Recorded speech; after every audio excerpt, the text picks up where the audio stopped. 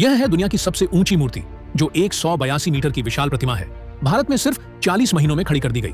पर सबसे चौंकाने वाली बात, इस प्रतिमा का ज्यादातर अंट सामग्री चीन से आयात की गई थी। यह है स्टैच्यू ऑफ यूनिटी, जो भारत के पहले उप प्रधानमंत्री सरदार पटेल को समर्पित है।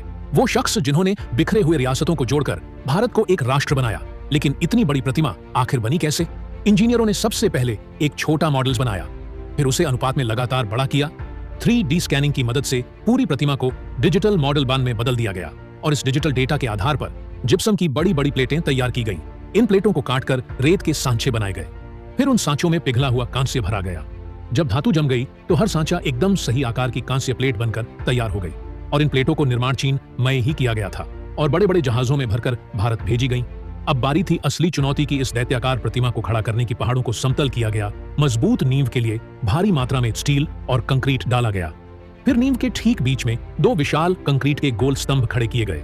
इन्हीं पर पूरे स्टील के ढांचे को खड़ा किया गया और अंदर एक बड़ा खाली स्पेस छोड़ा गया, जहां आज एक ऑब्जर्वेशन डेक है।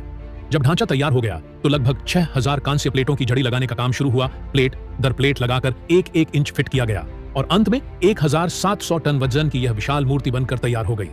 बीच के 2 स्तंभों को आज 2 तेज रफ्तार लिफ्ट के रूप में इस्तेमाल किया जाता है।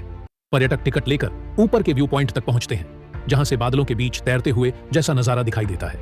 लेकिन सोचने वाली बात है, इतनी ऊंची प्रतिमा तेज हवा में हिलती नहीं होगी। इसके लिए अंदर 2 विशाल डैम्पर लगाए गए हैं। जब हवा प्रतिमा को झुलाती है तो डैम्पर उल्टी दिशा में हिलकर हवा के असर को पूरी तरह मिटा देते हैं, जिससे यह प्रतिमा तूफानों में भी मजबूती से खड़ी रहती है। तो बधाई हो, इस तरह आपने स्टैच्यू ऑफ यूनिटी का आविष्कार कर दिया है।